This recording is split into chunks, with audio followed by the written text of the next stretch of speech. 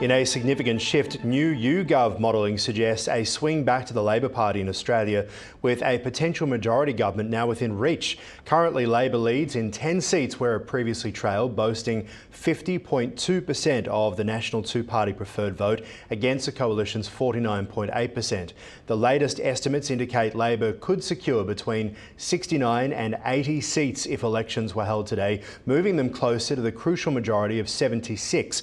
Meanwhile, the coalition is estimated to hold between 55 and 68 seats, suggesting a challenging road ahead for them.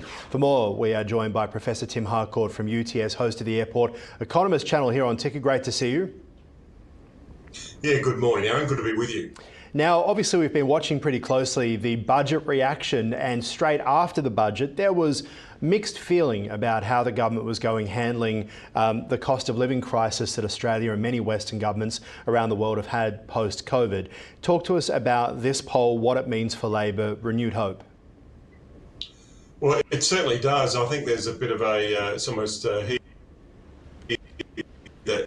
shall not be named in the budget, the president of the Australian and Canadian elections. And it's interesting, there was some of the Prime Minister, Anthony Albanese, delaying the election.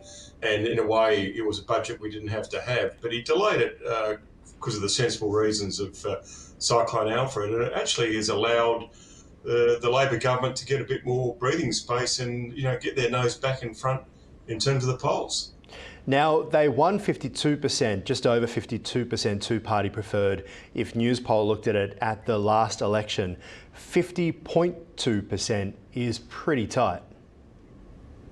Oh, no, it's very tight. The last election was very tight as well. I think there's two important factors. One is, to what extent can the Teals hold some of their seats? There was clearly an anti-Scott Morrison personal vote that meant the coalition lost a lot of votes to the Teals. I don't think Peter Dutton is as unpopular as Prime Minister Morrison was at the time, but the Teals are now, many of them are incumbents, and they get the advantage of having a first term and in some cases a second term incumbency, and that allows you to often hang on where when you're a challenger you can't.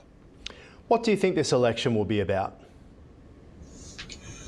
Look, I think in some ways both the Prime Minister, the opposition leader, are quite unpopular, and the usual, cost of living, economic issues are pretty big. But I think the electorate has been a little bit spooked by some of the events we've seen in the United States with the tariffs and some foreign policy tensions, and I think that's probably Labor a bit as it's boosted the Liberal of Canada.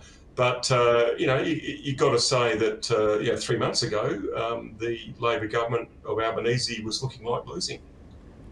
And what do you think has turned it around? Do you think it has been how they've handled the cost of living? Do you think it's people are still not certain about Peter Dutton as a leader, as a likeable leader?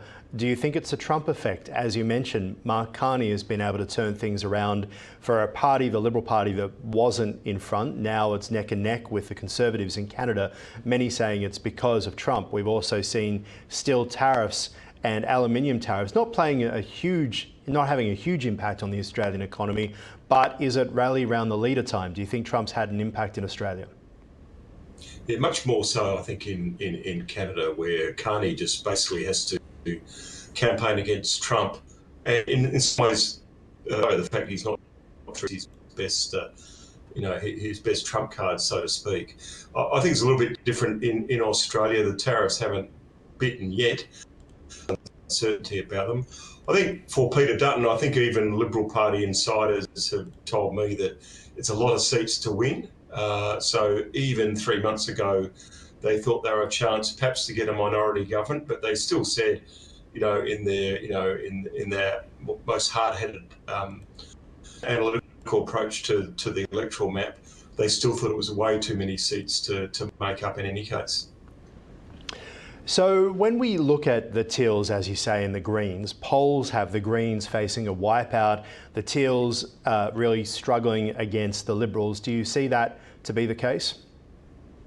I think some of them hang on, or faced by the Home Court group, and as they are a party, even though they say they're independents. I think the Greens obviously